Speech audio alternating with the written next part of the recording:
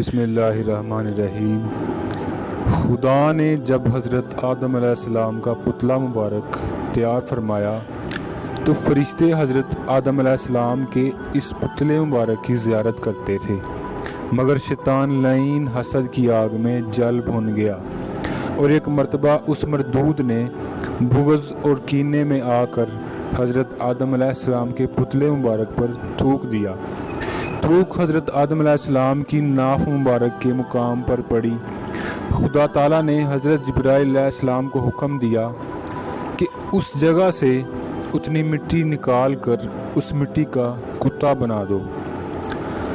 चुनाचे इस शैतानी थूक से मिली हुई मिट्टी का कुत्ता बना दिया गया। ये कुत्ता आदमी से मानूस इसलिए है कि मिट्टी हज़रत आदम अलैहिस्सलाम की है और पलीद इसलिए है कि थूक शैतान की है, और रात को जागता इसलिए है कि हाथ इसे जिब्राइल अलैहिस्सलाम के लगे हैं। जज़ाकल्लाहु खैरन कसीरा। तो दोस्तों, ये हमारी कहानी थी। इस कहानी में बताया गया है कि शैतान की थूक से कुत्ता जो नजस जानवर है उसको पैदा किया गया।